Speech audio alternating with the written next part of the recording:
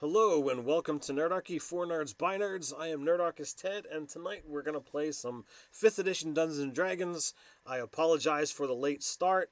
We were waiting on our last member, so when he does wind up showing up, we'll allow him to introduce himself as well. So tonight's game is sponsored by RPG Crate, so I want to get into them, get into the thanks of them. And we'll get into more about that in just a moment, but allow me to introduce our players. So say who you are, who you're playing, and where they might be able to find you. Start off with you, Asa. All right. Today I am playing Oslin Kingsman, and I am here representing Roll for Mischief, which is my D&D Twitch streaming game channel, and we stream, Tuesdays 12 to 3 Pacific time. Yeah, that's me, Asa Kinney. Mike. Freganator playing Bolgath, the dwarven sorcerer that has no idea he's a sorcerer. And you can't find me anywhere except here. I lurk. And Megan. Hello, I am indie author Megan R. Miller. I will be playing wizard slash ranger Dante Malvaro. And my work is available on Amazon.com. They are as important or you won't be able to find me. Relevant links for some of our players are down in the description below if you want to get into that. But while you're down there, you can also find the link to rpgcrate.com as well as an awesome promo code, Nerdarchy RPG Crate, which will get you 10% off of your first month subscription. RPG Crate is a wonderful crate service that provides gaming material and gaming references each month delivered to you, beyond getting things like this awesome t-shirt and gaming dice minis, that kind of stuff. There's usually a book of material and adventure, as well as the material that I'm running tonight. Each month there's always these awesome cards that have sweet maps, customized stat blocks, and enough material for a full session, maybe a little bit more, depending upon how your players, your gamers, wind up going through the material. We try to condense, or I try to condense what's here, what's written, to kind of get it into a nice consumable chunk, and provide it for our audience to show off the awesomeness of RPG Crate. So thanks for watching, and let's dive in. For those of you who either forget or didn't happen to watch session 2 of this particular game, our illustrious adventurers, had moved through the Arctic, had defended a town that was under siege from goblin raids. They stopped the goblins. They wound up, finding themselves in the Underdark, and at the brutal punishment of the Drow, they managed to, escape the manor, but found themselves in some bizarre Underdark garden. They were set upon by a Drider who wound up knocking them unconscious, binding them in spider webs, and threw them through a portal. They had heard a little bit of information about not knowing what was beyond the portal, for nothing that had ever gone through had come back in all of the time that the Drow had been aware of this portal. So, with that, the bindings loosen slightly as you're unceremoniously thrown. You're expecting, maybe because you're underground, to hit stone, or maybe you're expecting to hit complete and utter oblivion. But when your body lands, it lands into soft ground, lush grass, as you see faint light, glistening through the treetops. In your, loose bindings, you manage to look around. You see trees, plants of, all shapes and sorts surrounding you. You hear birds chirping. You're nowhere near the Arctic. You're definitely not underground. What do you do?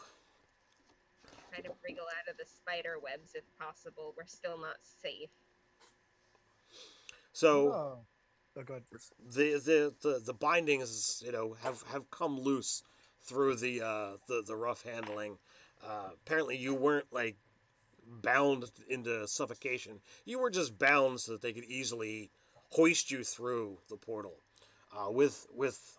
Without much difficulty, you are able to wriggle out, push against Bolgath and your armor. I'm certain if you just shake a little bit, the metal edges will be able to cut into some of the threading, allowing you to escape. I can do that. Dante shrieks as he wriggles out of the spider web and starts like rubbing himself off and like just gross spiders.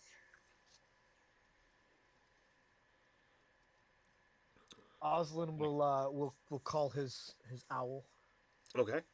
and whisper to it, telling it to just kind of figure out where we are.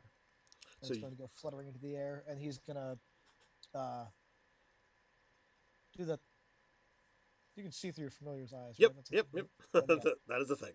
So I'm still bound, and I'm like looking through my familiar. All right, so so you are in a clearing, but as I said, lush foliage and tall trees in full growth, full bloom, uh, surrounds you. As you gaze through your familiar's eyes, your body kind of goes limp and defenseless as you focus your entire attention upon your owl. It flies around, looking down. You can see there is a cave not too far off. There's some other clearings, some other wanderings. You do see a a man a humanoid. Don't necessarily say you can't really determine if it's a man or not, but there's a humanoid walking around in a dark green cloak. Looks like a leaf pattern on it, and he is just currently walking through one of the other clearings that's there.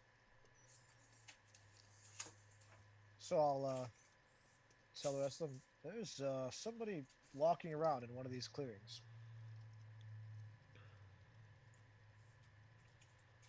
Should Like we? what kind of somebody? He's wearing a cloak with something on it.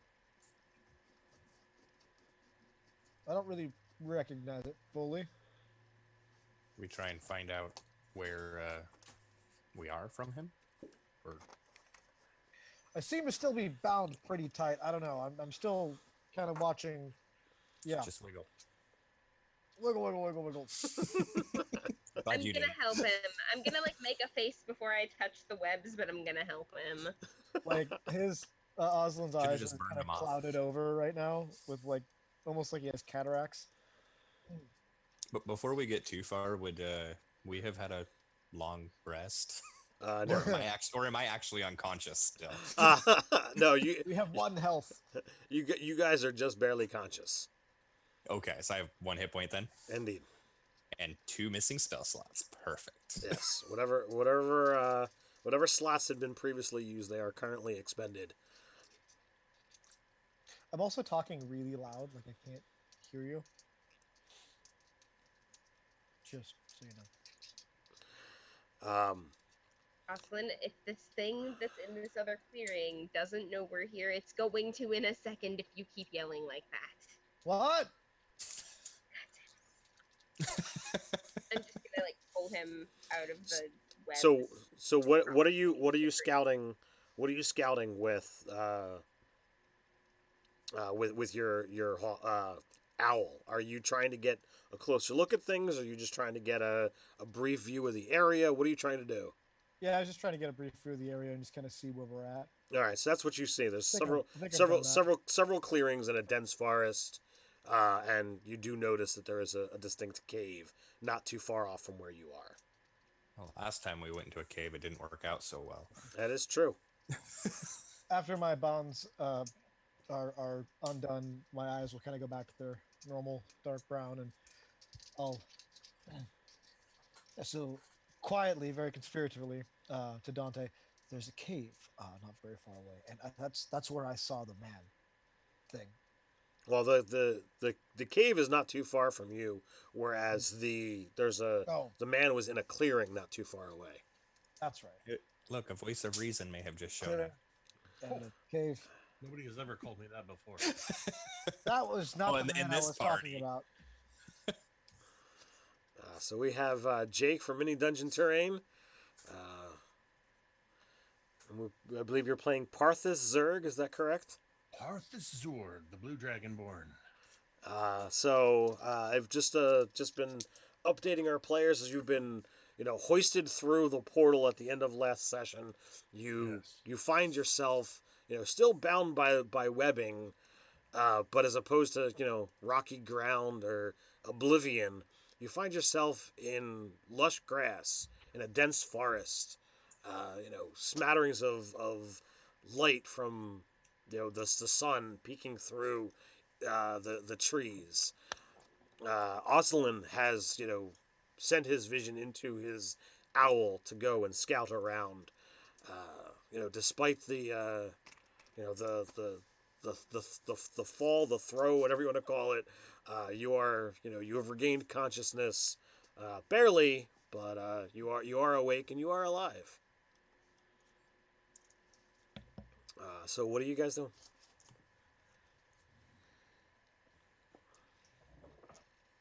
Well, I know this. Good. Aslan. Let's all talk at once.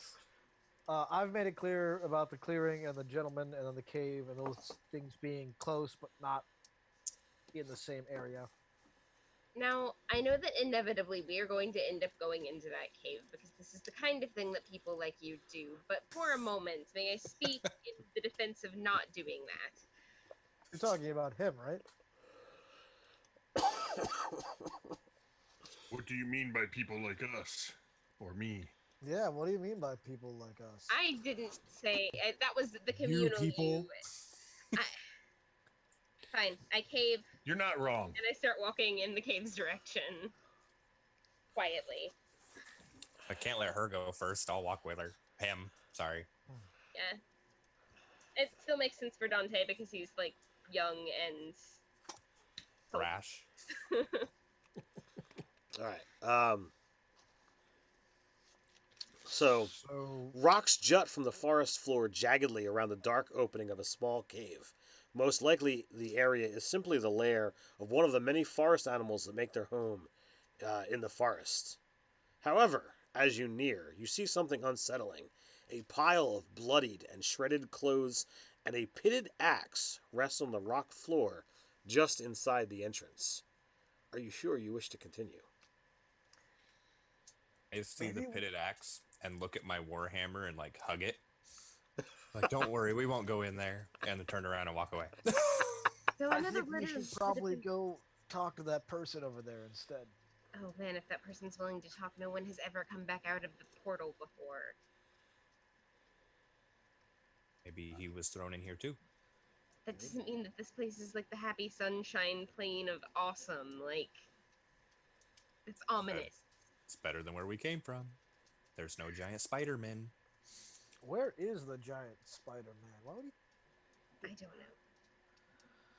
We should probably be somewhere other than like right in this area because clearly this is a place where spiders throw things and probably eat them later. We should not be part of that. This Alright, makes fine. sense. So, and I'm like moving out of the clearing around the cave into like cover as I'm saying this, and like, All right. So are you looking to trek towards where Ocelin saw the man walking? I have already left that way. yeah, if we can scope him out quietly without getting his attention. Yes, me quietly. Yes, because we Nothing know. could possibly go wrong. This is how we die. We are going to die in the middle of nowhere on this plane, and I hate you all. The light of the day dies as you trek through the forest.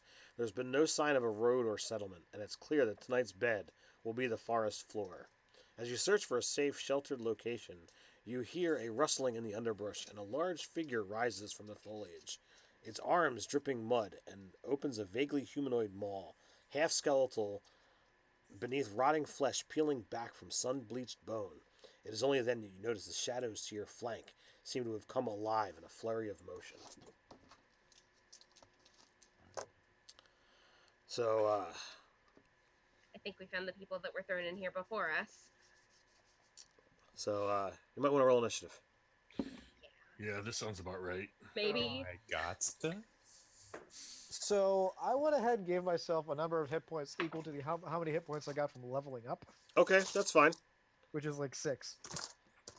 Which coincidentally is also my initiative roll. 6.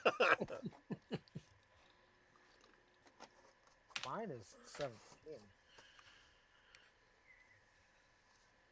If we can do that, that'd be great. That means I'll have 7 hit points. Yeah, that is. Perfect. I feel less dead.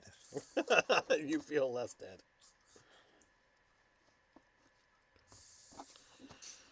All right. So I heard there's a 6. What else do we have? 17. 15. 14.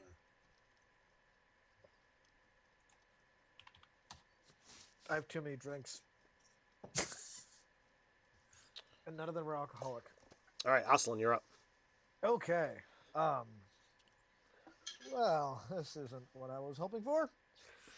And with that, a shimmering like barrier covers me, and I'm mage armoring Okay. with my only spell slot. Nice. Which of you had the 15? Was that Mike or Jake? Me. All right. So Bolgath, you're up. What did Oslin do? Yeah, Austin got a 17. And hit what? Yeah, he went first. But Cast mage Yeah, armor. he Oh, oh, okay. mage armor. Okay. he wiggled his fingers in front of him, and a magical barrier surrounded him. All right. I would like to just ready an action so that if anything comes near me, I just swing at it because I'm not sure what's going on at the moment. All right. Well, there's a creature rising out of the mud, and a creature on either side. Moving into position. Looks like they've got a blade drawn. Oh, so it does look threatening. Oh yeah. Okay. All right. I'll just walk up and attack the darn thing Okay. with my warhammer. Ooh, that's 18 on the die. That's good. 23. That hits. Perfect. It's my one good roll of the night. Might as well go home. So 9 damage. I'm going to keep that die in case it still does good. All right, Parthas. I'm going to, seeing what Oslin did, kind of making a magical gesture. As I draw my great sword and ready it, I also make a weird gesture. And for the first time, you see magical energy course out from my hands as I shoot 3 magic missiles, 1 at each target, Okay. with a look of surprise on my face. There's a look of surprise on my face, too. I'm like, I thought I was... Oh, me. I could do magic! That's going to be 2 to the left, 3 to the middle, and 3 to the right. All right. Is that it? Yeah, and I may have burned one of my only magic slots. All right, Dante, you're up. Oh boy. Okay, so how many of these things are there? 3. All right.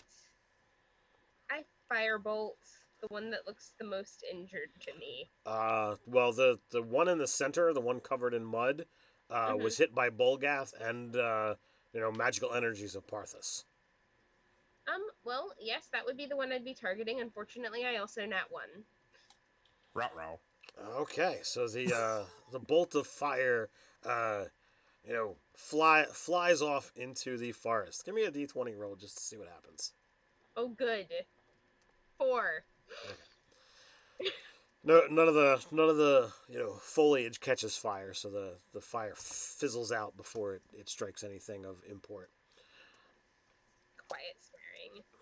Quiet swearing. Yes. All right, so the 2 creatures from the either side, they move in, Let's see here. Alright, so they swing a blade. If I can find the information here. Oh, there we go. So they clank uselessly off of Bolgath's armor. One misses entirely. I puff out my chest and smile at it. Let's see here. Next time I'll And die. the creature out of the mud, he tries to swing at you with a fist, winds up falling flat on his face as he slips in the mud that was meant to be an ambush tactic. So he is prone, therefore granting advantage to those in melee. And we are back to the top of the order. Aslan. All right, I'm gonna crack my knuckles, walk up to that guy, and just punch him in the back of the head. The one on the ground? Yep, we're gonna do that twice. All right. My first one is where are all my bonuses? 16. 16 hits. And Are the you second one, are you rolling with advantage? yes. Okay. And I got 2 threes with advantage, so that's 6. It's probably gonna miss. 6 does miss. And on one of those, I'm going to do my booming blade. So With your fist? yeah, it's a melee weapon. A melee attack is all it says. Booming fist, man. I'm gonna Okay, shout that's at good. him like, That's better. stay down. It's a sonic punch. Yeah, exactly. And I'm not using a dagger. I'm using my fists. Come on now. Lovely. That's 4 damage. Okay. Now is that if he moves, he take damage, or if he attacks someone else, he takes damage? I do believe it's if he moves away from his current. Okay. All right. That's what I thought. I know there's a couple of them that have some weird situations. Bolgath, you're up. I'm gonna hit the one that's in front of me again. Willingly moves before then. It immediately takes 1d8 fire damage. I assume getting up is moving. No, it's moving from his spot. All right. I'm gonna use Tides of Chaos because I don't think that'll hit. I still don't think that'll hit. What do you 11? got? 11 hits. Oh wow, okay. He is not armored, and he is pretty slow. Oh, max damage. Nice. So 13 bludgeoning. All right, he is looking pretty beat. The other two have only taken a minor blarg, but Parthas, you're up. All right. Which one is the one that's on the ground? The one that's covered in mud. All right, He's the one that everybody's been picking on. Oh, so I had advantage on him anyway? Yes. Oh, then I didn't use Tides of Chaos. Okay. So I'm going to. I can attack with an offhand weapon as a bonus action, correct? Yes, sir.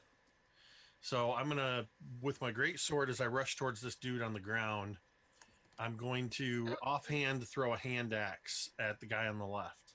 Okay. So that would be disadvantage, or no? It's just no modifiers. Just no stat bonus. Yeah, to the damage. Nat 20. Nice. Nat 20 with no modifiers on a thrown hand axe. All right, so you just get your dice doubled. Okay, so that is.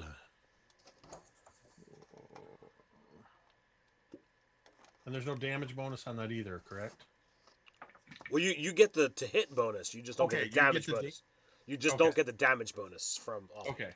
So double dice damage will be 10 with the thrown hand axe. All right, that seriously bothered him. He And then caught it in his shoulder, and you see the arm go limp.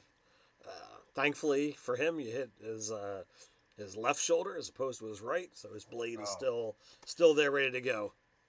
With a slight frown on my face, I continue to the downed guy, and I'm going to swipe my greatsword down at him. And he's prone, so that's with advantage. Yeah, that is correct, sir. Mhm. So that will be a 23 to hit. God, that easily does. And that's going to be... I get to re-roll that because a great weapon fighter. So I rolled a 1 on the damage die. Yep. So that is 7 plus 3, 10 slashing damage to the down guy. So you bring your blade right into the thing's neck, and the head parts from its shoulders. This is as it should be. All right, is that it for you, Yes, sir. Dante? Okay. So, the one that just got axed by Parthas, who is apparently not down, I'm gonna firebolt that Okay. one. So 19 to hit Easily does. and 9 fire damage. 9 fire damage. You manage to catch his hair on fire, and as his scalp burns, he starts patting at it, and he falls over, and you see that the smoldering has kind of gotten into his eyes and into his mouth, and he's not moving anymore. Oh, Dante makes such a face. I want to see it. What face?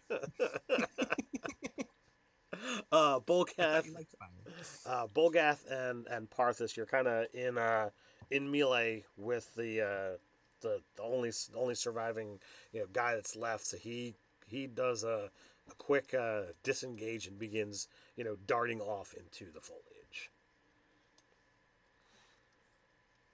Wait, does he still have my hand axe in his shoulder? No, that That's was the dead one. that was the one Okay. that was whose hair is on fire. So you can retrieve that. Can I pick do up the so. head? I do so like this, by holding my hand up, and it teleports back to my hand. I'd like to pick up the head and be like, "Hey, don't forget him," and toss it at the guy running away. Not to do damage, just to freak him out. Well, let's see. Does he notice that?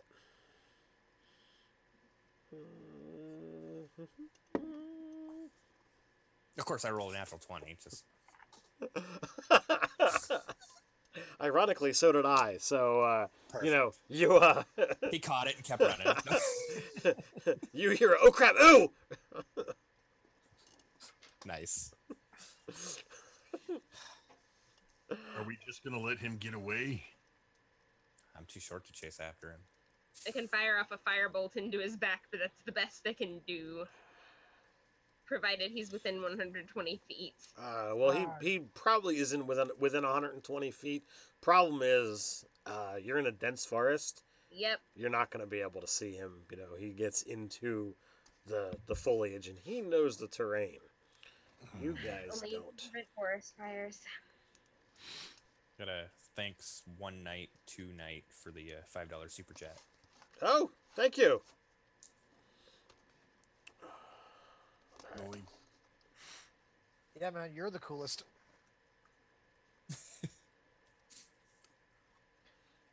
Well, So, spiders stuffed us in a portal to be eaten by bog dwellers. yes. This place doesn't make any sense. Parthas, has your passive perception gone up or anyhow down since last session?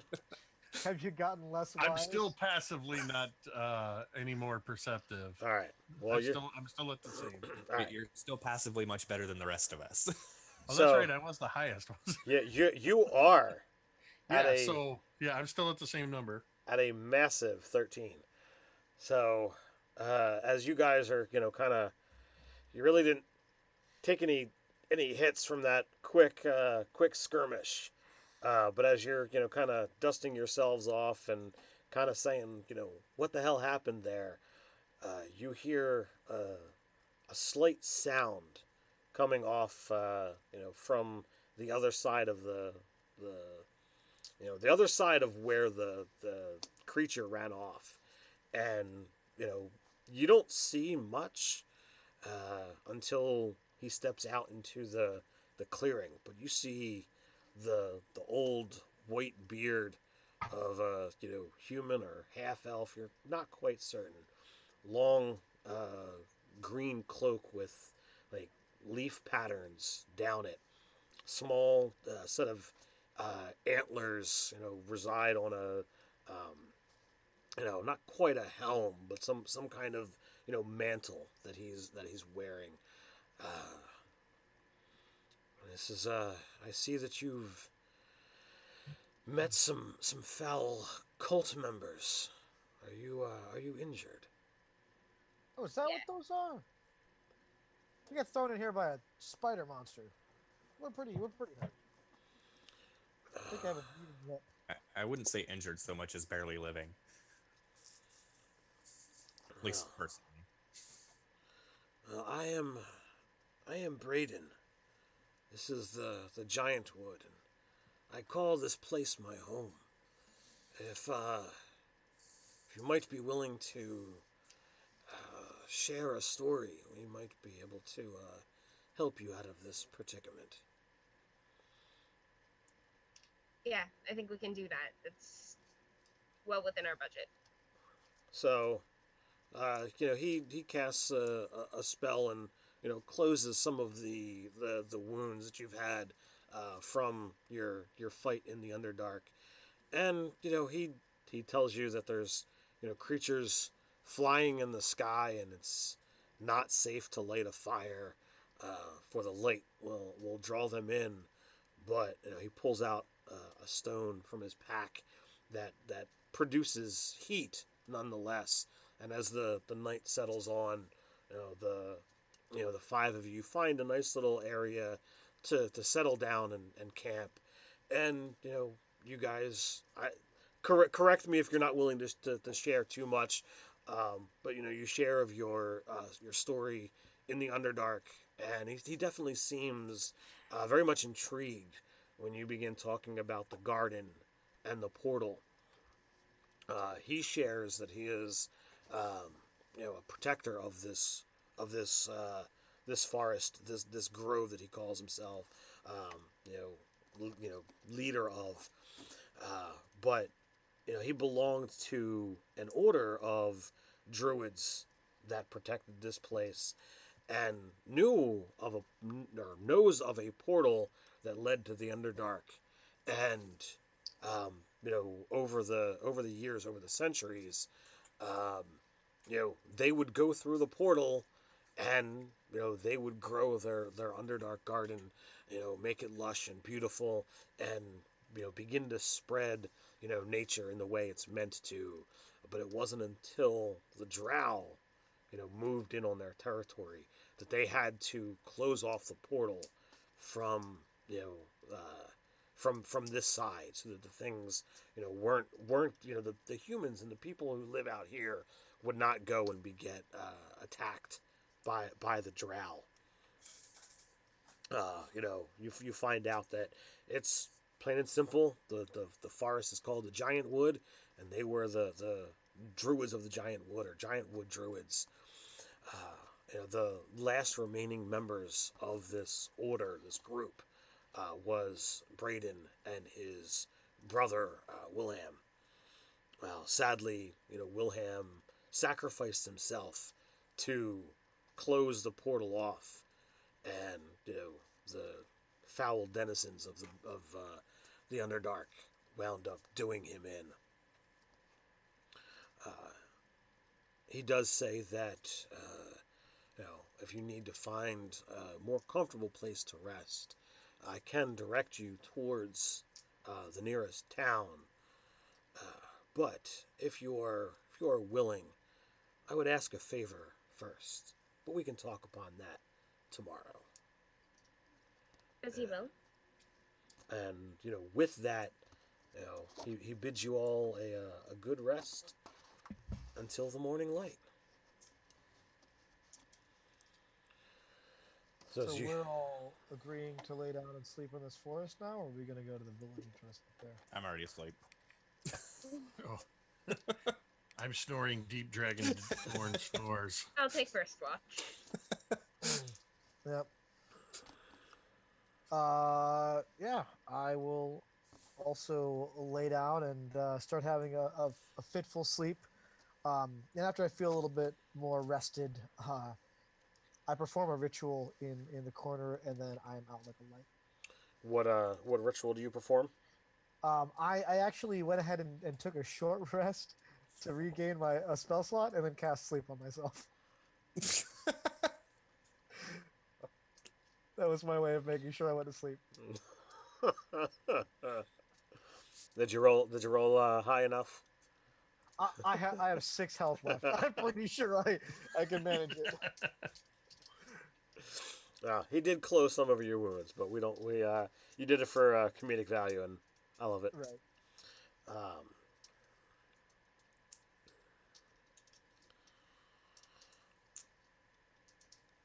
so as the morning light wakes you, and you begin to stir, um, you Braden is there, and he's got out some fresh fruits and vegetables that he has gathered, and there's enough for all of you to eat should you so desire. And he says, if you're willing, I would like to discuss how you might be able to repay me for my assistance and my guide to the closest village. Go on. This you said to me last night that that you had come through a portal. Well, the unless you've wandered quite far, this is not where the portal should have brought you. It is clear that the portal is not acting correctly. There is a cave some distance from here that we had sealed off so that the drow and whatever else was coming through the portal would not be able to come into the valley, come and harm the people. A massive rock was moved to seal off the cave.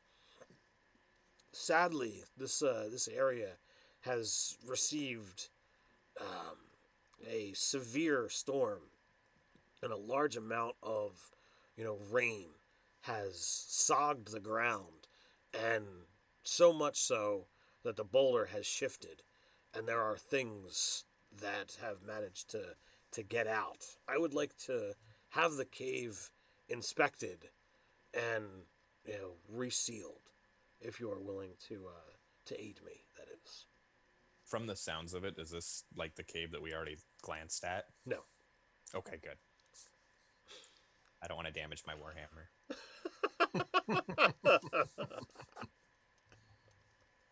Can we just have a moment to discuss this amongst ourselves? But by all means. You had something to say, Oslin?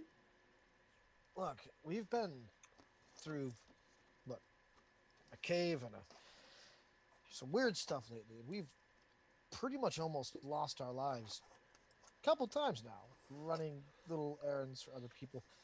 Mm-hmm. Is this something that we're sure we want to do? Do we want to put ourselves in harm's way again like this? Well, if we do it, then we get to find a village, and then we'll pretty much be safe and have a better way of finding our way back to our own plane. Okay. So it does kind of work in our favor. It isn't like he's offering us nothing. I guess that's true. And these woods are pretty weird. Sketchy at best, yes. I feel stronger from going through the trials we have gone through. Did you see that magic I did? I did. I couldn't do Mildly that before. As you mentioned magic, I'm going to pout because I can't do it. Look, we all know dwarves can't do magic, Bulgath. You're fine. Is this? Are we like covered under a canopy of trees right now? Yes. Oh, never mind. I won't launch a firebolt then.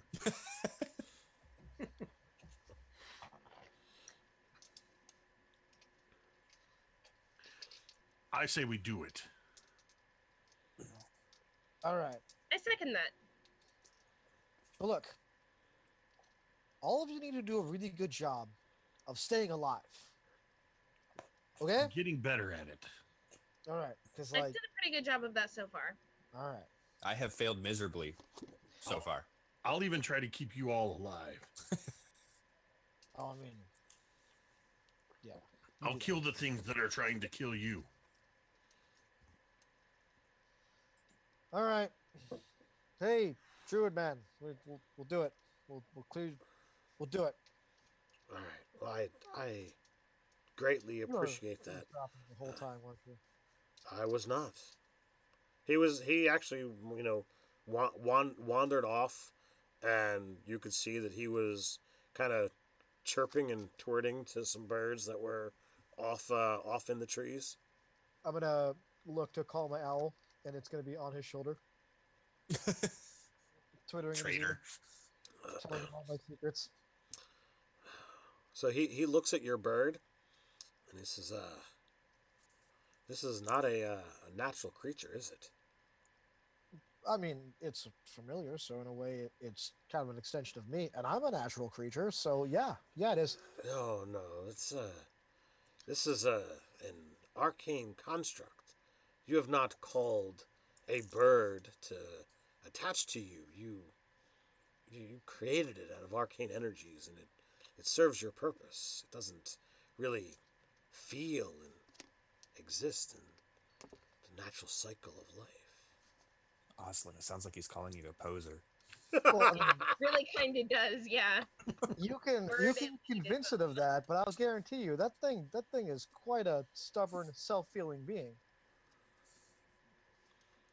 No, then that would be the first of familiars that I've seen do so. I mean, I have no wish to argue with you, sir. it is I did make it. I'm quite proud of it. Okay. Oh, I'm not trying to diminish the accomplishments. I'm merely just stating that as a druid, I have a natural attachment to animals of nature. I do not. Yeah. I don't really seem like I have a connection with this creature here. And yet it seems to really like you. Interesting. Hey, come, and it just. Maggie? Dante, did you have a question?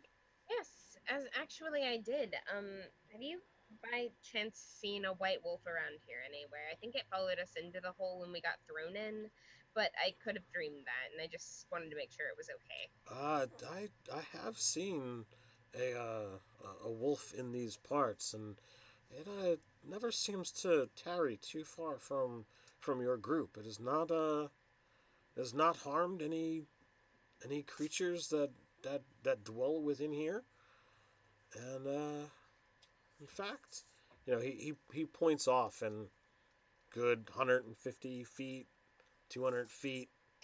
You can just see a bit of the white pelt, sticking out of the small wolf that you've kind of had following you for a while now. Dante nods and smiles like that's as it should be. Despite the fact that it didn't sound like the same cave, Bulgath is really worried about his warhammer because it's a family heirloom. So he'll ask Braden if he has a quarterstaff lying around just in case, and would be willing to part with it. We are in the woods. There is wood aplenty, but I don't tend to deal with weaponry myself. It was a long shot. Thanks anyway. I mean, should should I need, and he just extends his hand, and as he does so, you see like a viney, spiky tendril, flash out at like 15 feet away, just smacking the ground just a little bit. And he hits a spot where there's no grass, and in a flash, the vine is gone. I roll my eyes, turn away, and then under my breath go, freaking hippies.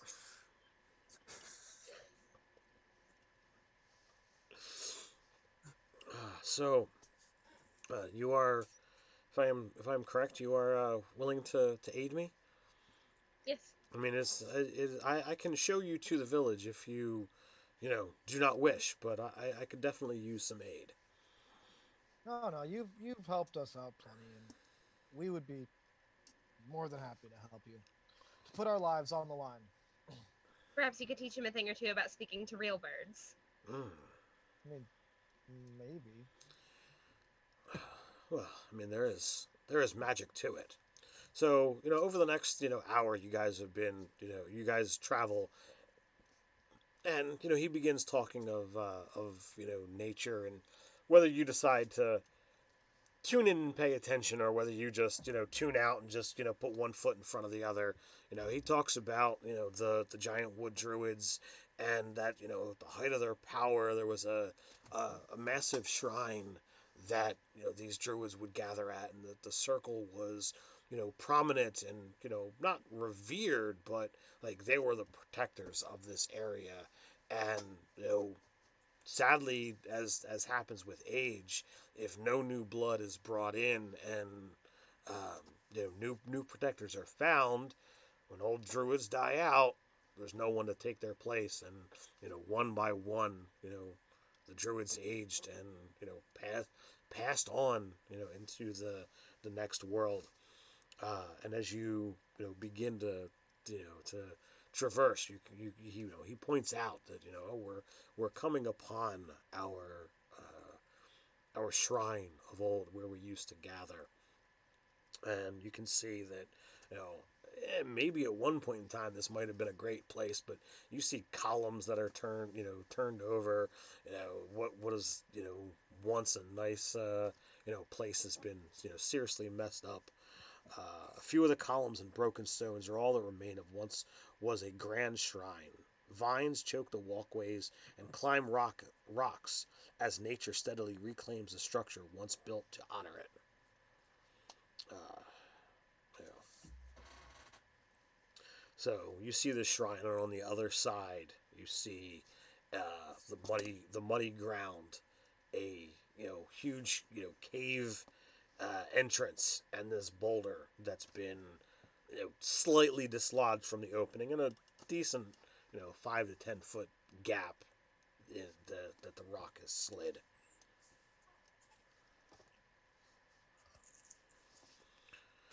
So I I can allow you to I will go in with you, and I can provide healing magics should any of you get injured. Um, I would greatly desire whatever help you can do here. Right. Well, we greatly appreciate the support as well. And I look to Parthas.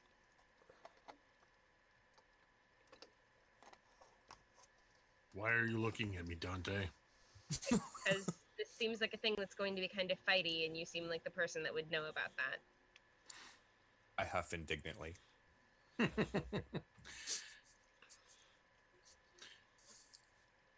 I actually look first over to where the rock has slid away from the opening. Mm-hmm. Have you tried pushing it back?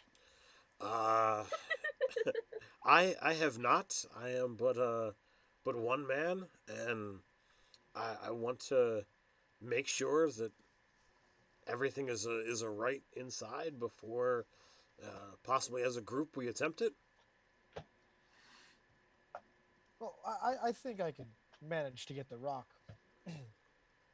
possibly, on my own. But yeah, let's do that thing first. I'm worried about everything being a right inside. We only seem to ever turn left. Oh, nothing will be all right. If there's anything in here that needs killing, we'll kill it. As I draw my great sword. All right, so you guys step in, and if so, who's first? I think I'm going first, unless I somebody think- tries to go in front of me. I probably will too, and I imagine we both try to go and then get stuck in the opening. You're like, get out. I will settle for third. Third is good. I'm going to put my giant clawed dragonborn hand on Bolgat's head and just hold him in place as I step past him into the cave. All right, I'll motion for this. What was the druid's name? I think I missed it. Braden. Braden. Okay, I'll motion for him to go in, and I'll follow last. So just on the inside, shattered bones and bits of cloth and broken equipment litter the cave floor. Obviously, something carnivorous has layered here for quite some time.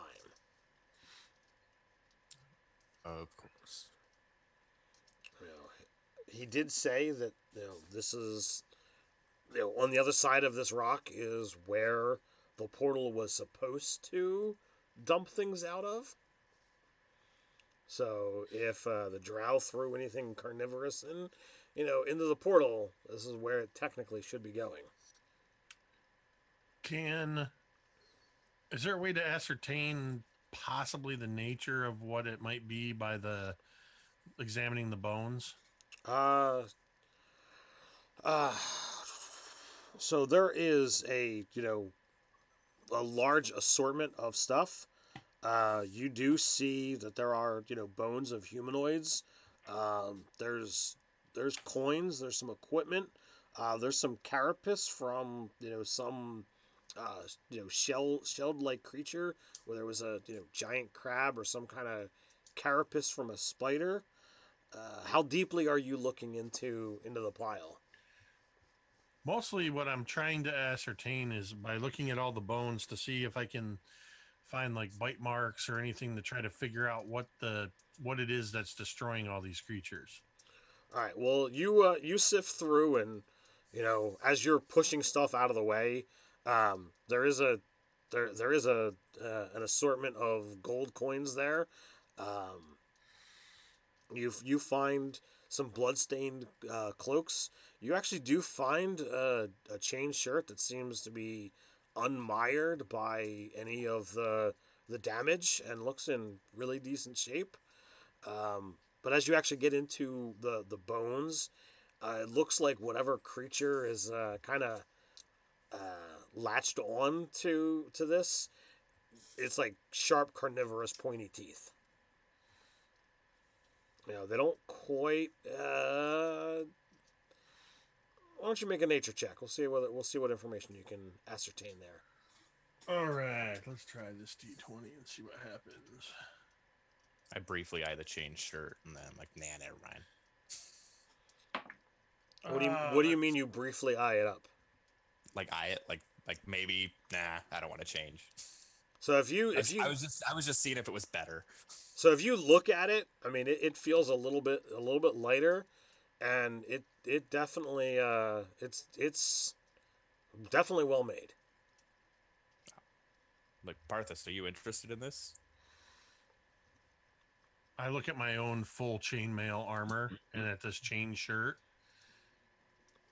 Unless you want me running around with no pants. No, you can take it. All right, I'm not gonna do it here. I'll look at it like on the next rest or something, and I'll just throw it in the bag. We could do that thing that kids do in marching band where they like hold their jackets up so you can change with everyone in the room. Let's hold up some towels. The big advantage is that it's just gonna make it so that I don't have disadvantage on stealth checks. Looking at all these bones, Oswald's gonna say, I don't really like this. And I'm gonna cast mage armor on myself again. I got a 12 on my nature check, by the way. All right. Your first thought would be, well, someone was talking about a wolf, but like the spacing would be wrong. The actual bite mark seems to have a more spread out jaw, whereas a canine has a snout. Like you definitely see like the thinner profile of the teeth. So whatever this is has a wider bite and a narrower bite. So it's not a creature with a muzzle.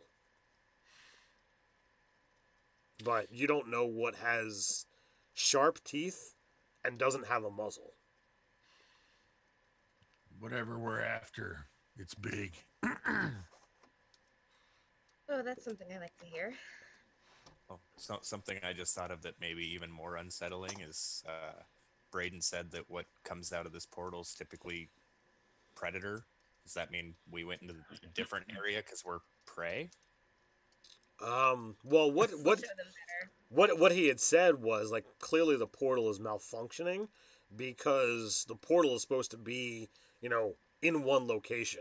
And when you went through the portal, you didn't come out the other side of a portal. You just appeared in the forest, not Okay. on the other side of the portal. The I portal just wasn't sure if they just only ever had carnivores come through before, so Yeah, I think we were supposed to show up here and be eaten by whatever this is. Just saying. That's entirely possible. Well, it's a good thing I'm a carnivore too, and I grin to show my sharp dragonborn teeth. I am so glad you're on our side. So as you guys are kind of chatting, Braden is kind of like rummaging with his foot through some of the stuff that's there. Um,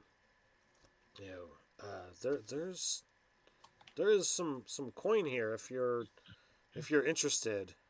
And he kind of reaches down and he pulls out a leather thong with a symbol on it that is a tree, wrapped in a large tree, full set of leaves and like vines wrapping around the tree. And it's like this is this disc, this is a symbol of a giant wood druid. So whoever left this is, clearly a former member of my order. He seems very perplexed. And you think somebody might still be here? I don't know. I mean, I thought I was the only one left. since it's here, you might be. No offense. Oh yeah. Could I it, don't have could it, I don't have much tact. Sorry. I mean, could it possibly be really, really old? Just been here for a long time? I mean, it's possible, but I mean, he holds it up, and the leather is somewhat decayed, but like not enough to really say like, oh, this is several decades old. It's more like maybe a couple of years Hmm. tops. Hmm. Is it? I'm just gonna ask if I can see it, No, by all means. and then just kind of while I'm holding it and fiddling with it, the little bits that have worn away and been damaged begin to just repair themselves. Oh, well, thank you. That is most kind. You're welcome. If there is another member of your order still alive, well, still here, hopefully they are alive. We can only hope. Shall we continue? Yeah. While they were talking, I would have gone ahead and gathered up all the gold coins that were laying around. So there's 75 gold and 25 silver if you want to shift and pick through. Leave it to the dragon to gather a horde. Of course. 75 gold and how many silver? 25, sir. All right. Yep. I will take hold of those. There's the bloodstained shredded cloak if you want that too. Probably not. I'm looking for poop. It's a cursed cloak of anti-protection. I'll pick it up and cast mending on that as well. It is beyond the state of mending's help, but you close up one of the smaller slashes.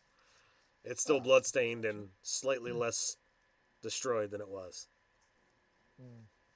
I don't know if it's considered much $2 better. super chat from FGC. Oh, thank you, FGC. Thank you.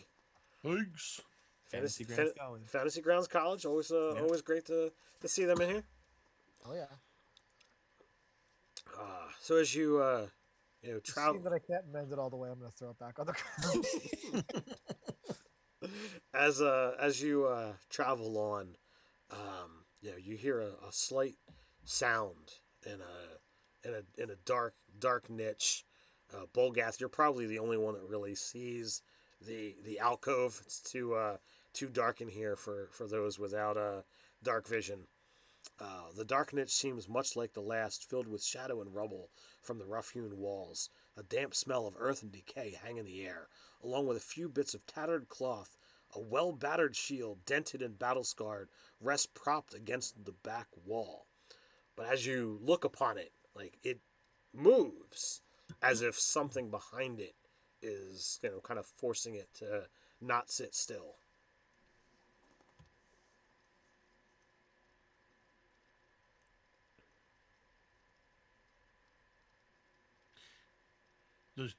So the shield's leaning against the wall, but it's kind of like moving around a little bit. More like not side to side, but like forward and backward.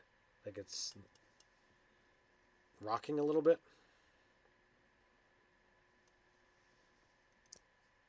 Oslin, use your magic hand to poke it. Oh, what a brilliant idea. From someone who doesn't use spells at all. I've seen you use it for all kinds of odd pokey things. Of course, of course. I mean, all someone with my mage hand is. So you poke the shield, and you hear ah from behind. Hey, Bolgath, I dare you to walk around there and see what it is. I'm gonna. Dang nabbit, I walk around and see what it is. So you just pull the shield. Yeah, I was gonna. Mage hand. she dared me, or he dared me to. I gotta do it.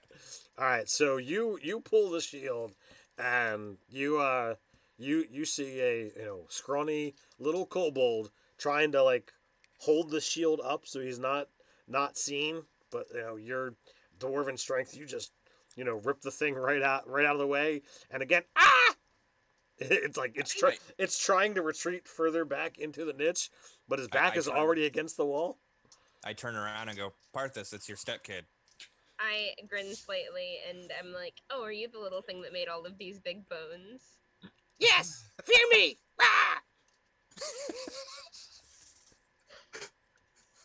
I don't think this Pat was his head. you.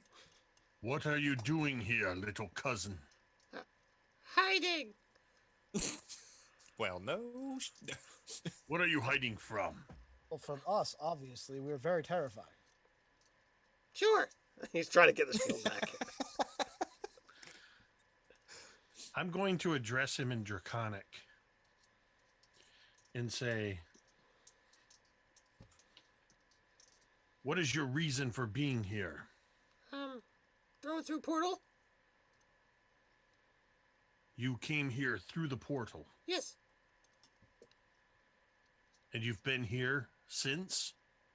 Yes. How long? 2 weeks.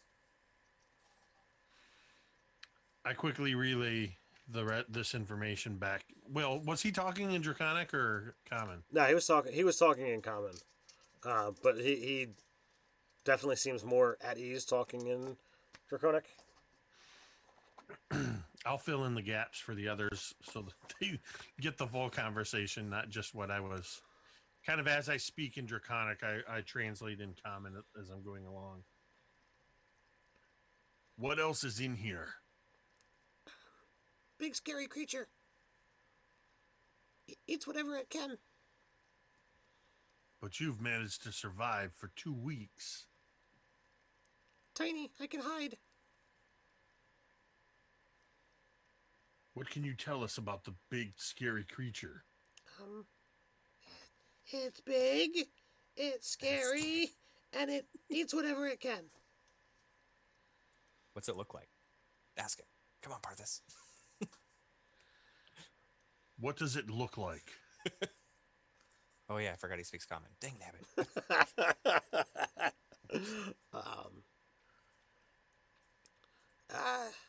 Sharp, pointy teeth, long hair, kind of built like.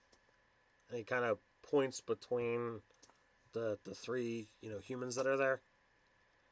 The three what? You cut out a little. Humans. Oh.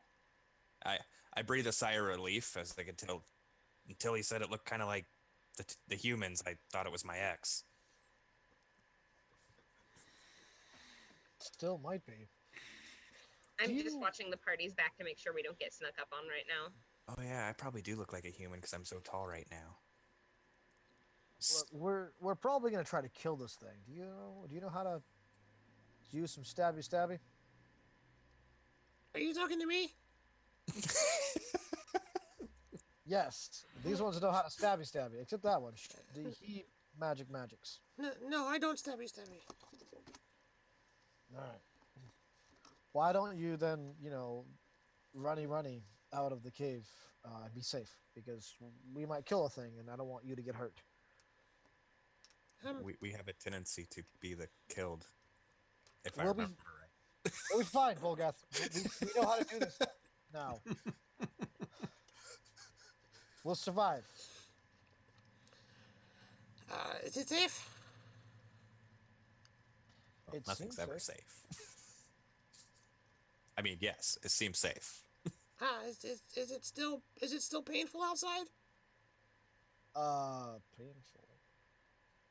I think he means the sunlight. Oh, no. It's moderately tolerable. Okay. Stick to the shadows. So you hear the you hear the scuttling for a moment, but after a handful of steps, it's only Parthas that winds up hearing the slow footfalls as he kind of creeps his way towards the entrance that you guys came in, and after a while you don't hear anything, and all of a sudden Bright! Parthas, you have such nice cousins. I think he found out I was lying. Just needed him out of there so he wasn't in danger. Now we're gonna find out he does know how to stabby at the worst possible time. The little dragonkin are not much to worry about. There's just one of them. Yeah, no, I'll put him to sleep. How much can he do? He was cute. He reminds me of my children. He'll lay down really good, and we'll just carry him out. We'll be fine. We'll be fine. But let's go not die, please. Yes, let's continue not dying. I'm enjoying this being alive thing. So much. Like we're all just. This isn't gonna work this time. We're gonna die so bad. So All of our talk revolving I have magic now. We're good.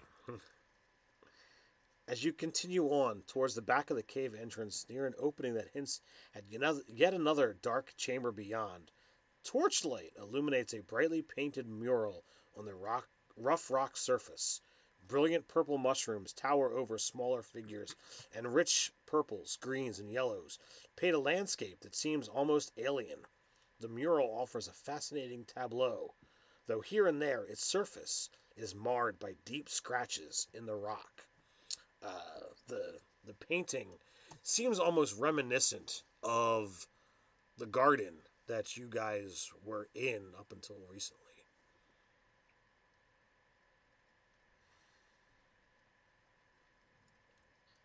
So, as you guys, come upon this, Braden, he comes up and he kind of like lovingly puts his hand upon the rock and kind of touches the mural. And when he gets to a spot where it looks like someone is like scratched or carved into it, and these scratch marks or gouges, like when his hand touches that, it almost is like he feels like it looks like he's almost wounded.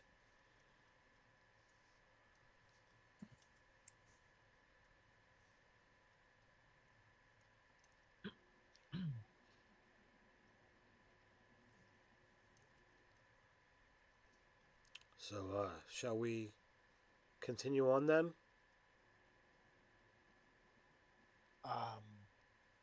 Yeah, of course we should. Yeah, if you're ready, if you've taken your moments, because it's important to acknowledge this is clearly difficult for you. Well, this mural was, you know, an accomplishment of, one of my former brethren. Kind of his life's work.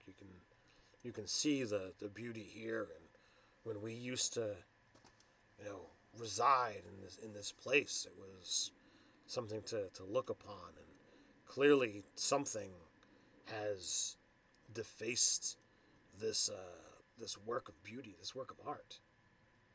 It is painful.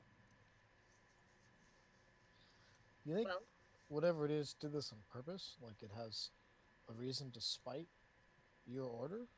Uh, it is possible. whatever it is we're about to find it.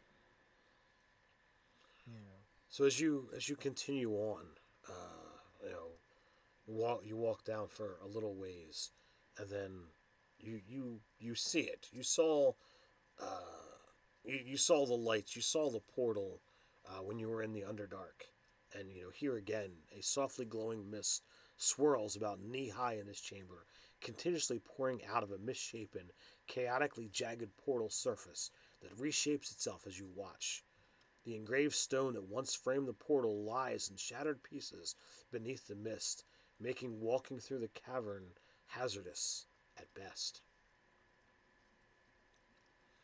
So this is where William destroyed the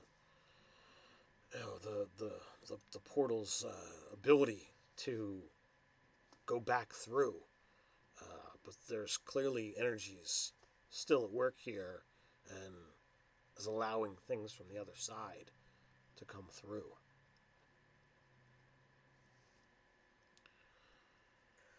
Is this remnant, is it whatever this mist is it gonna be dangerous to us? I do not think so. I I've been here before, and when William sacrificed himself, it was to make sure that you know we were safe. But clearly, something has gone awry. Can I make an Arcana check? Sure. While Dante is doing that, are there like little pebbles and rocks and stuff on the ground? Sure. Yeah. I'm gonna grab a small handful and just kind of chuck them at different spots in the fog. 22 to see what I can figure out about these portals and like the wearing of the planar fabric here. Well, I mean, it's almost as if there's like a permanent teleport spell that was linked here. Um, you know, but it didn't like it was linked to a specific location, and the sigils and stuff that were on the rocks that have littered the ground. It's like linking arcane coordinates, and by having the rock destroyed, it's caused it to stop the flow in one direction, but the fact that there's the other stuff on the other side is still allowing them to come through. But as you're chucking stuff, you kind of throw things, and it kind of bounces into a darker area. The where you watch the rock says the alcove is pitch black, and something hisses and scuttles back from the approaching light. There's a creature that growls at you as an intruder, shielding its eyes from the light of the portal. May have once been a man, but scars and poorly healed facial bone breaks have made him unrecognizable. He bears his teeth. He bears teeth chiseled down to jagged points, and growling ferally, lunges forward to you and attacks. Oh, good. So let's see here. That is a 21 to hit you, Aslan. All right, that'll do it, even with my mage armor up. Wait a minute. Wait a minute. As it's lunging at me, I'm gonna scream, "Miss Shark!" Oh wait, never mind. This is self. Sorry, I thought I had a way to protect you. I thought I did too, but 21's gonna breach that even. All right, so he sinks those sharpened teeth, into you for 4 points of damage. And if you guys want to go ahead and roll initiative. Five. Oh, Apparently, the only thing I'm good at doing today is Arcana. ooh, I've got a 10. What else we got? 12. Did I, did I take 16.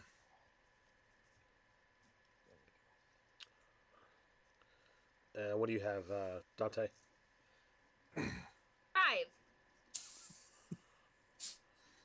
Then what you got on the last initiative? Nope, that was a 6. I'm just. Oh, okay. My plan right now is to go around the back and then come out with a 20, like after I've gone through like 4, 3, 2, and 1.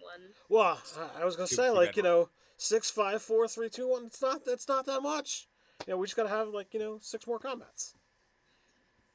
All right, so with his teeth already, in your arm, he's just gonna continue into you, Aslan.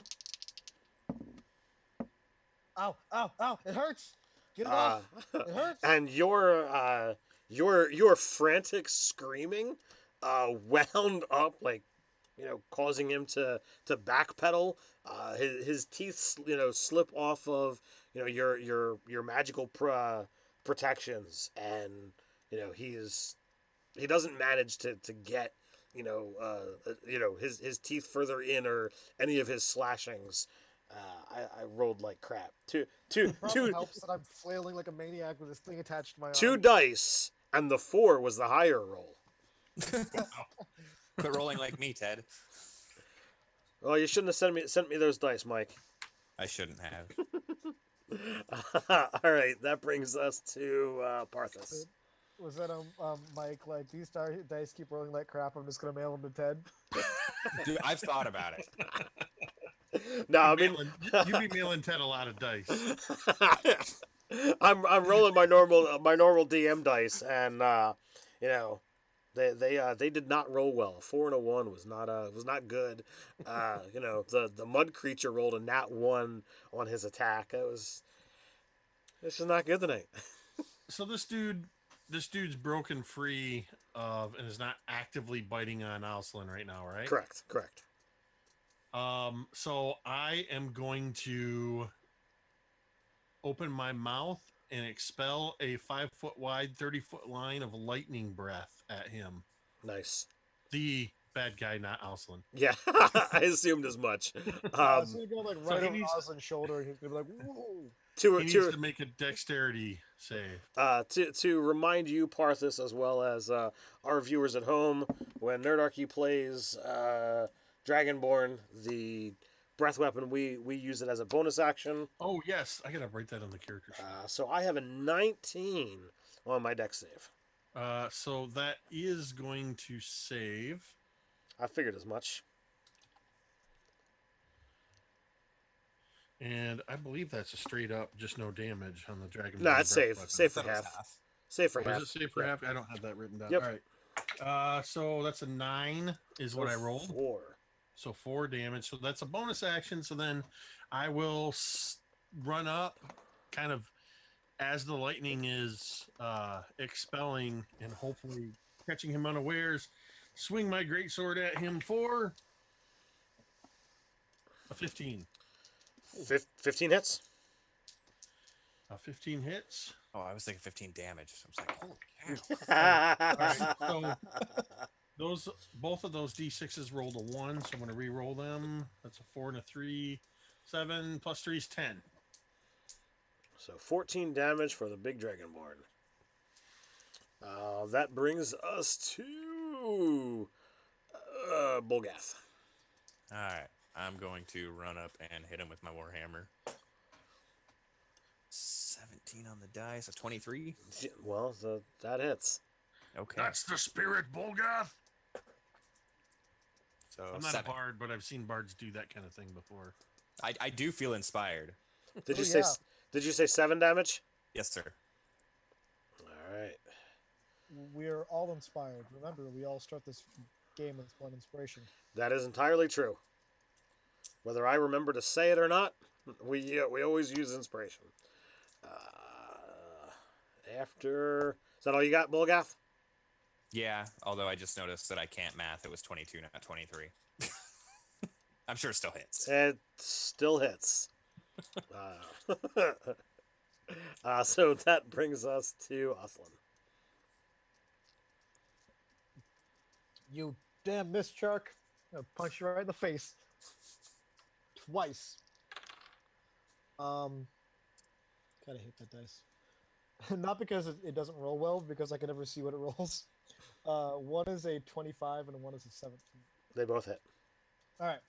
Then I'm also gonna thunder it, and You're gonna what? I'm gonna do the damn booming. He's been thunderstruck. Oh, No, not that one. My terrible mage spells and booming blade. That's the one. Booming fist. Don't bite me again, dude, please. you should be Guile and call it your Sonic Boom. My sonic boom. Sonic boom.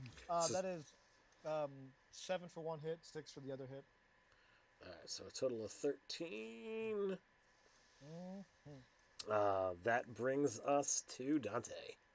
Move, I dare. I cast Magic Missile. You're not gonna cast Firebolt and have Dante's Inferno? I mean, Magic Missile. All right, I'll for sure hit. It's probably a solid move. what is your damage? The young 12 damage. 12 damage. Considering her last firebolt and the fact there's 3 friendlies around, it's probably a good idea. So as you unleash your bolts of magical energy, the 3 of you surrounding this creature, the light from your magic, the light from the portal, you hear a gasp from behind you as Braden cries out, William. He comes, charging in, and he gets, he's not getting into the melee, but as you guys are, begin, swinging, sword and warhammer and fist, like he begins tapping you guys on the shoulder. Don't kill him! Don't kill him! Don't kill him! So I guess we're non-lethally kicking his butt now. He just wants the kill for himself. All right, let's see here. 1, 2, so that's you and you. All right, so that's gonna be a 19 to hit Bulgath. That'll hit. And 12 is not gonna hit Uslan. So 8 points of damage to Bulgath. Ouch, apparently I should have shielded.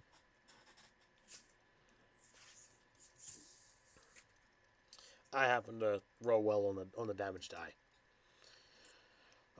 That brings us to Parthas. So, Braden is saying, "Don't kill him! Don't kill him!" Indeed. And called out William's name. I'm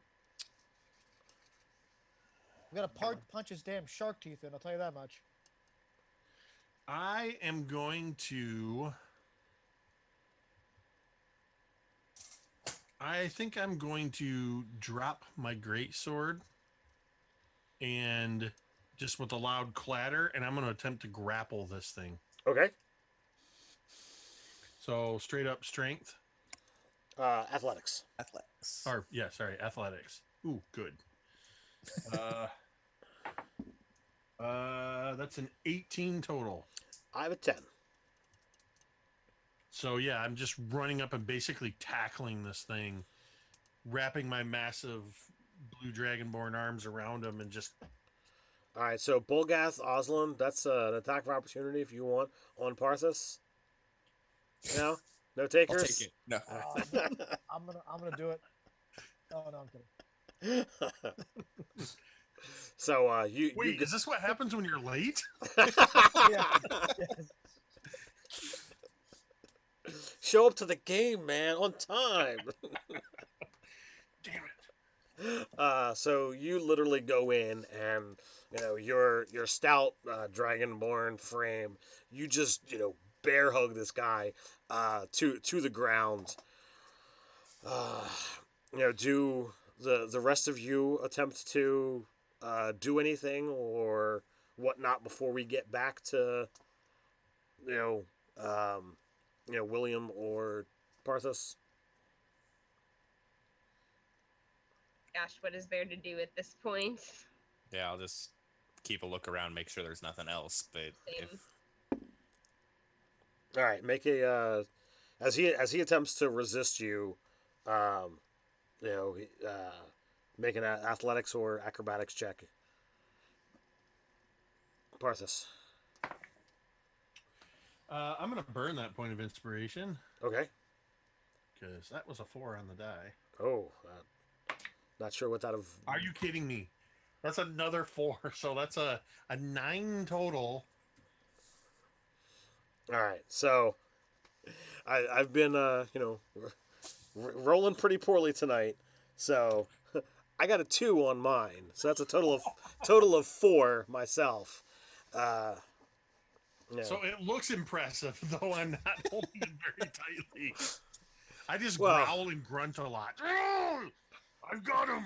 Do something, somebody. So you wind up having him pinned down. Does somebody want to does someone have manacles? Do you want to tie rope around him? What are you guys doing here? Let me check my inventory. Oh, I've got rope. All right. So do you begin binding him? I will. All right. So it's not an easy process, but if the 5 of you kind of tag team, I'm not gonna make any kind of rolls. This it's pretty easy. He does not seem possessed of any inhuman strength or ability. Every once in a while, he does kind of snap out, and maybe he gets a bite in on somebody, but Braden makes the makes with the magic and makes the bite wound not bother you. does that include my bite wound? Let's see what we got here. How much are you down? 8. 8. Yeah, he casts a spell, and the bleeding on your arm begins to disappear, and the mark is gone. I don't Thank you. suppose he was Thank you, the Braden. carnivorous monster. What was that? I don't suppose he was the carnivorous monster. Well, he did try to eat your friends. Huh, that's a lot of bones for a man his size. Well, it looks like he's been here a while. I'm very perplexed. I did not think he was still alive. If we can take him back to town, I can try to restore his mind. It just is going to take some time.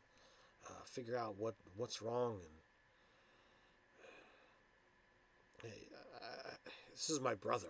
I don't want to just assume that he's beyond help. Like, I apologize for trying to bash his face in.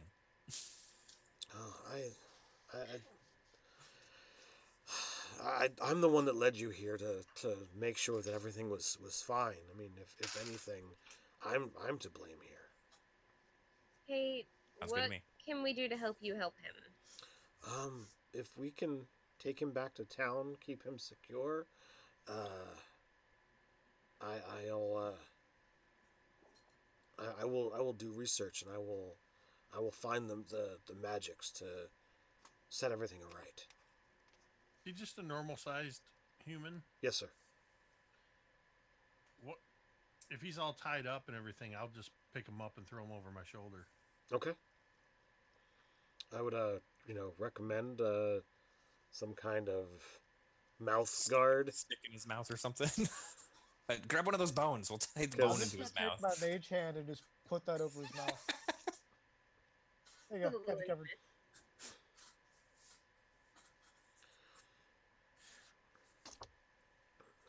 I can take Gag them in like a normal person. little bit more rope and gag them. Yeah. No, I got this covered. My mage hand will do it. It'll be fine. And once I have them on my shoulder, I just reach down and my greatsword teleports into my hand. Okay. With him over my back, I don't know if I want to put. I'm not going to try to put my greatsword back on my back. That may not be a good thing, so I'll just carry it. So, as you leave the cave, almost at once, you hear a great horn go off. And any of you who have spent any time, hunting or in the wilderness, you've heard hunting horns before, and that's what you have here.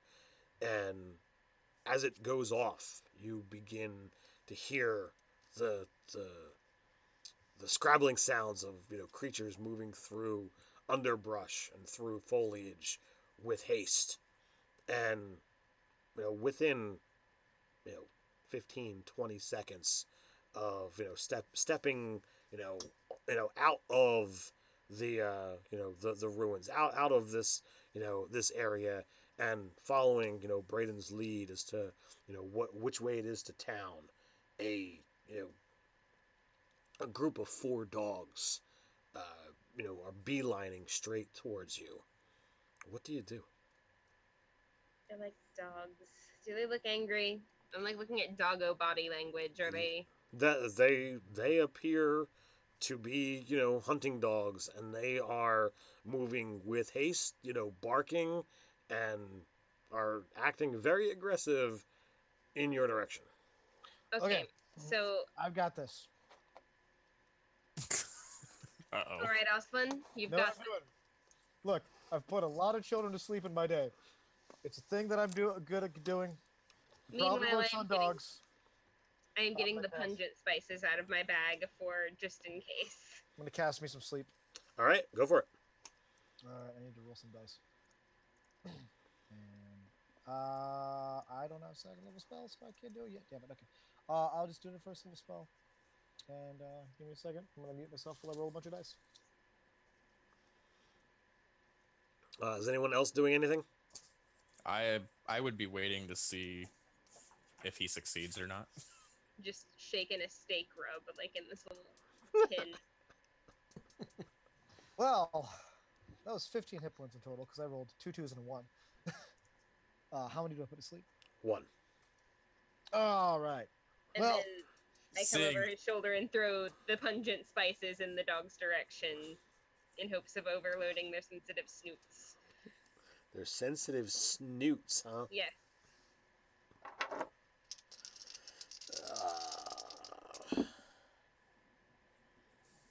All right, so one of them, winds up like stopping and sneezing a little bit, but the other 2 continue on.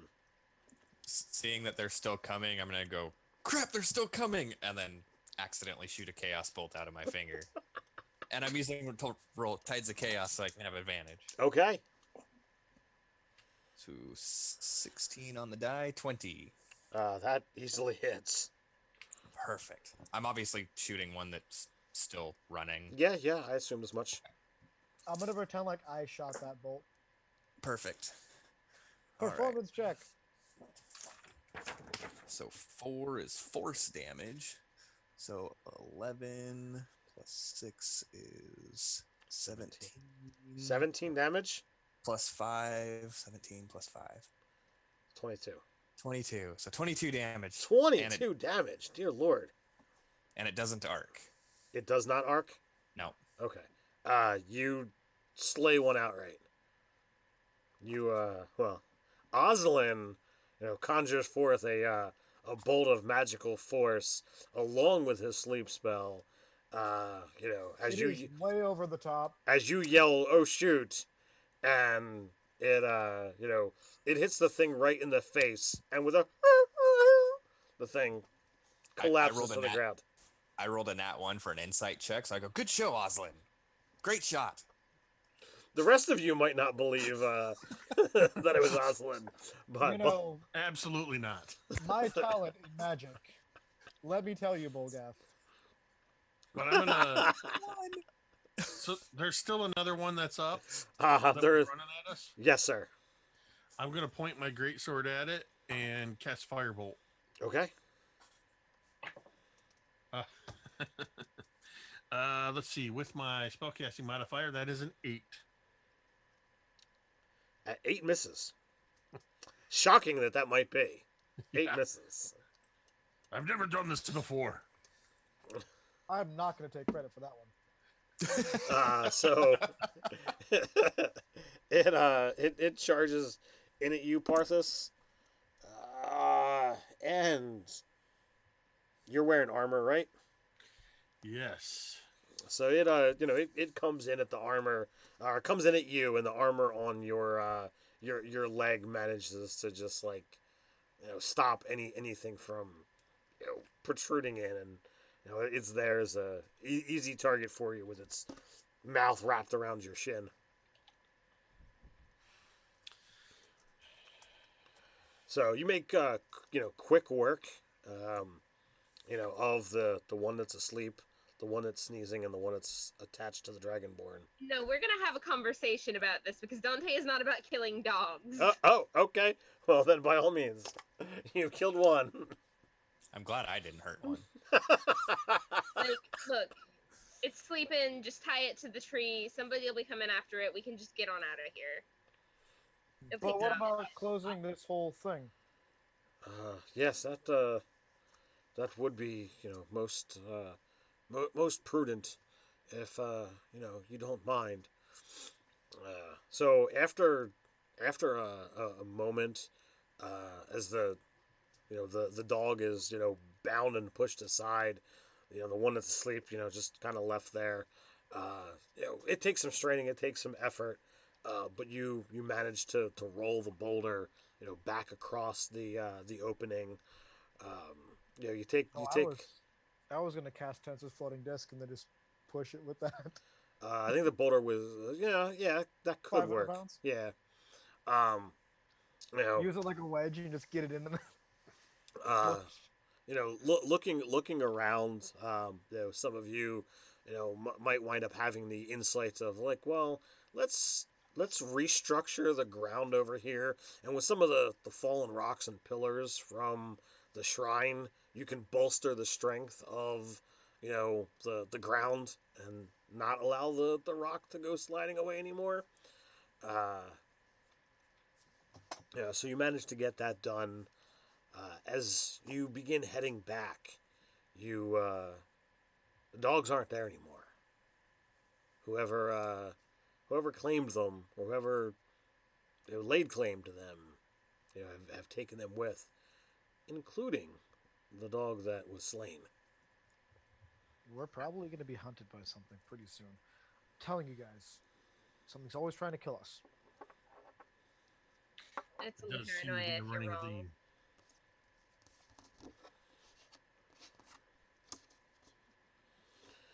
We should get to town pretty quickly. We'll take this mist shark with us.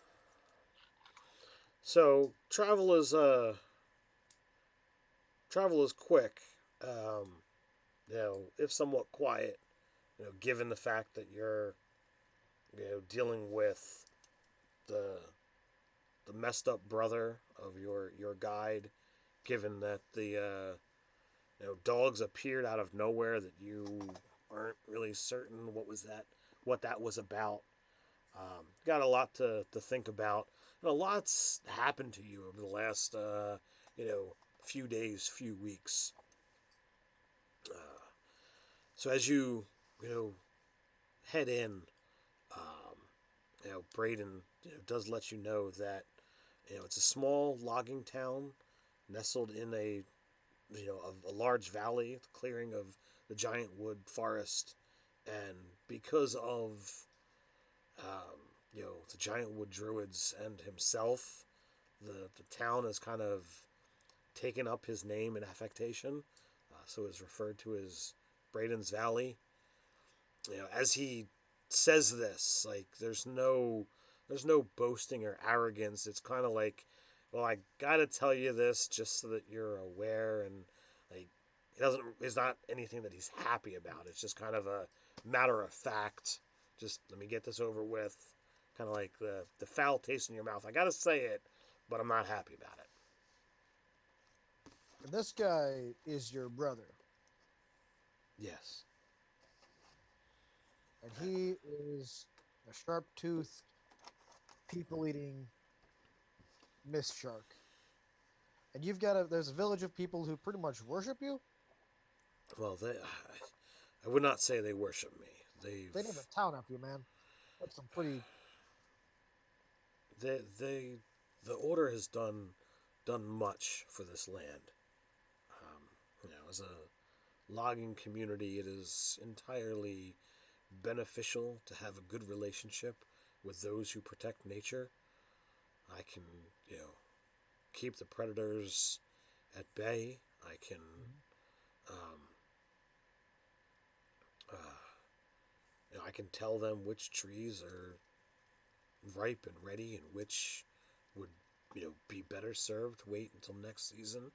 I can enrich the land and allow the the ground to grow better, strengthening the trees and producing a more profitable harvest. So what I want to know a little bit more about is these cultists we met when we showed up here. Who do As they worship?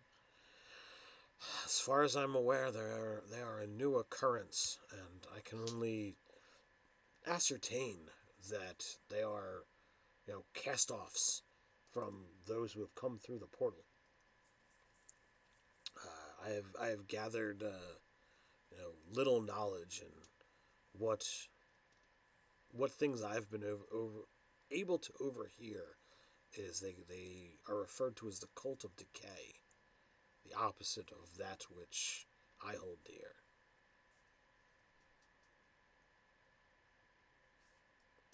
All right, okay. Well, that seems to check out with my knowledge of this area.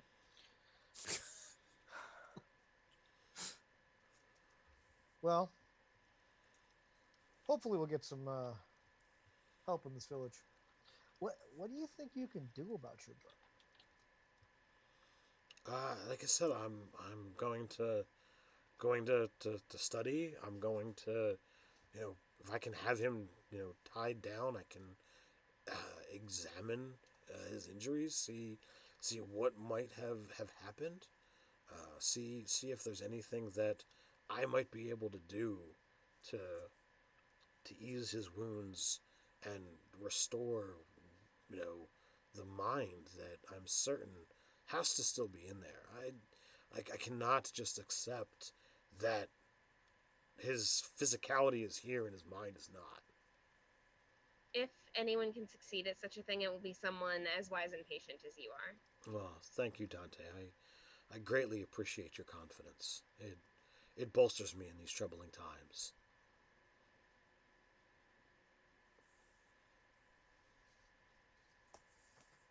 So, I'll help you in any way that I can, whether it's restraining your brother or researching whatever is going on here. I'll do what I can.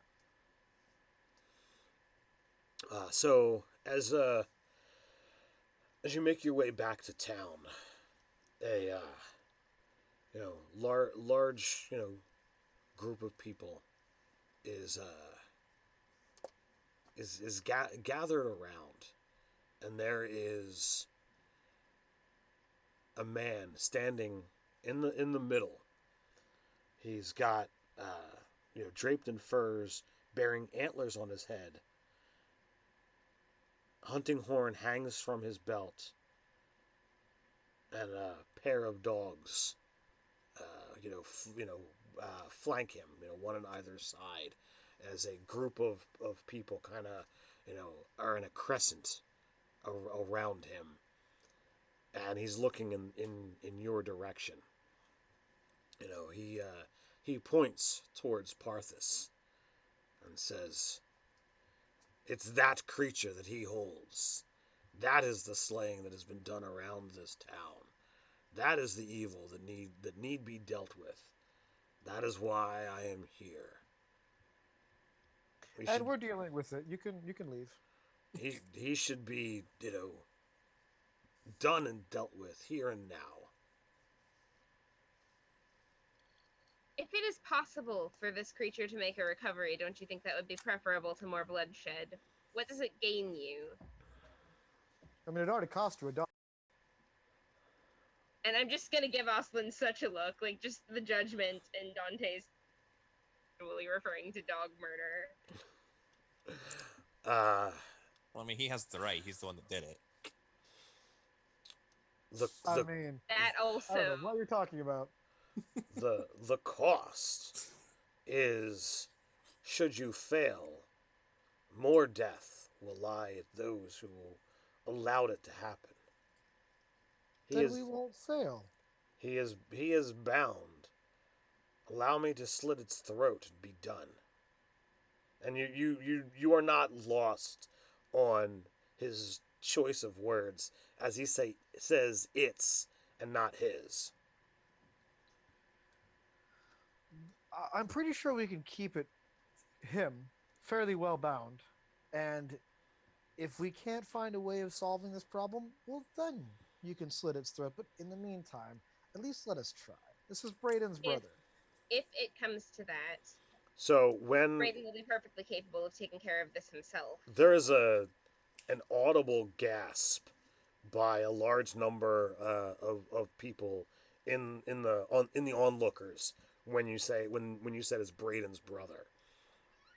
And it begins to cause quite a stir, and there's people that begin kind of like kind of peering over, trying to get a better look. Did he say William? Did he say William? Like there's this huge cascade effect of reactions going in a variety of different directions. Some are like, no, it can't be, William's dead, blasphemer, how dare you discredit the savior of this town, he sacrificed his life. It winds up being this cacophony of mixed emotions at just this mere mention of name. Clearly these are figures that have long been legend in this town, and to just so casually mention a name, it's caused quite a rippling.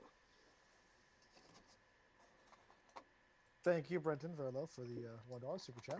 Oh, sweet, thank you. And go ahead. No, I was just to say, I lean over to Parthis and go, I'm glad he's talking. Austin will put up his hands and say, listen, everyone, I get it. You're heroes. They've done these wonderful things for you, but William has sacrificed his life. But that doesn't always mean death. Sometimes things worse than death happen. But sometimes we can come back from those things. He sacrificed something, but he is still here. Mm-hmm.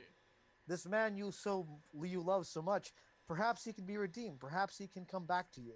But if we slit his throat now, as this horned person suggests, that possibility will never happen. I'm pretty sure those are antlers, Oslin. Antlers or horns? Come on, man. Make a please don't make me make a nature check. Oslin, make a persuasion check. All right. That is an 18. That 18, no bonuses. Okay. No charisma, no proficiency? Absolutely nothing. All right. So the hunter says, I will allow you to try, but I offer you this. Should you fail, and any more deaths short of your own occur, you will be the target of my next hunt. And without another phrase, without anything else, he turns on his heel and walks, into the crowd. Dante's just like kind of squinting after him and mumbles something like, "That guy was really cool, but I'm also really angry." I kind of So like low-key respect that.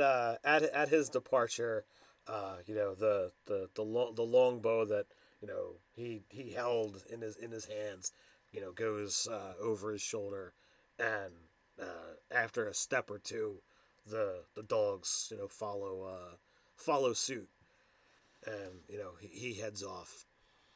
After people begin, kind of milling about, questioning here and there. Is that really William? Like, they kind of get in your face, and Braden, who seemed a little distraught at being in town, and whatnot. He really wasn't even paying all that much attention to your exchange between Aslan and the hunter. He kind of like lifts his hands and helps quell the crowd and is like, "Please, just give me some time." They lead you to a home that's currently not in use, and painstakingly you guys take your rope and you lash William to a bed, and uh, I don't know whether you guys take shifts or how you want to do it. I was about to suggest doing that actually, like taking a watch as if we were in the wild making camp. As long as I can like just put the sleep spell on him and maintain that for as long as I have spell slots able. Oh, it takes several days Oh, of yeah. uh, I'll of Braden, looking over the injuries, casting a variety of different magics beyond curative spells. There's a handful of different restorative stuff. He winds up going out in the woods for hours, coming back with a variety of different herbs. He pulls out a mortar and pestle, and he tries a couple different poultices, and but after a few days, his teeth are still sharpened and filed down, but the broken bones of his mouth and of his face, begin to take on a more humanoid visage. Some of the purpling scars that were on his back and on his torso,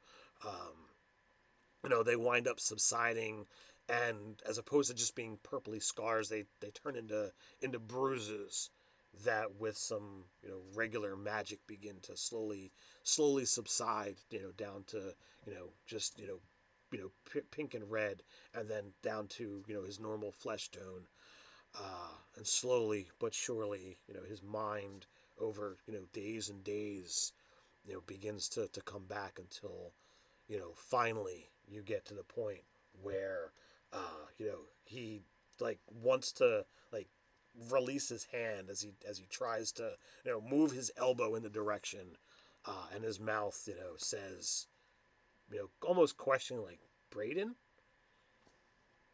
and that's where we're gonna end for tonight. Hope We can't end. I'm still conscious. I don't understand. We didn't die. you didn't die. I would like to interject real quick. Yeah. At some point in this moment, one of these days, I'm gonna cast my Find Familiar and shape Manny's form from the eagle into, or the owl, into like a little dog form of the one that Bulgar killed. Volgath. Did not. Bulgath. So this kind of looks like a little, maybe like 5-10 pound dogs. Okay. Kinda looks exactly like A that. puppy. A puppy. Yeah, a puppy of that. And then I send my little doggy to go and like kind of nuzzle Dante. Dante isn't sure whether to be angry about this or like kind of pleased with it, but like he'll play with the dog. He's not heartless. That's very passive aggressive. I didn't know if that was trying to mollify you or hit on you. It's Dante's a man. It's actually an attempt to like show secondary father. Dante that he kind of feels bad. Even though Aslan didn't kill the dog himself, he does kind of feel bad and take on that responsibility. And I'm oblivious. I have no idea I did it. Actually, I think Dante likes the huntsman. I think that's the side of that we're gonna fall down on because he doesn't care enough to like take his dead dog's body. Like he's a good guy, clearly. So we'll see where things travel off into next session. I you definitely have the wolf that's out there lurking. He didn't want to come into town, and you did see him, but he's definitely kind of lurking on the outskirts. I bring him food. As I suspected you would. So you spend some time, here in town. If you do spend a little bit of time with that chain shirt, Bolgath, that is actually a +1 chain shirt. Oh, nice. So Armor class won't change. second magic item has been acquired. All right. Also, Brenton Verlo gave us another $2 super chat. He just ended the first session of his campaign. It went really well. Awesome. Thought we'd shout that out because he gave us a super chat. Awesome. I love hearing about new DMs taking up the mantle. Getting behind that screen. It's not as hard as you guys think, and you just got to have fun with it. So, as always, links are down below, whether you want to check out anything from this awesome cast that they're doing, as well as the link to rpgcrate.com, and that promo code, Nerdarchy RPG Crate, to get 10% off your first month's crate. I love getting this stuff, but besides getting the awesome adventure stuff, you get some great things like dice and minis that are going to help make your game that much better. Now that the full thing is over, there's your map for the cave that you guys went into and the cool boulder that's there. This is the first map that you guys wound up showing up in, and we got a map of the town that there was all kinds of cool stuff that we kind of skipped over because of how things kind of unfolded. As always, there is a ton of combat that I kind of push and shove aside so that we can get more into the role playing, and we can get this done in a short and timely manner.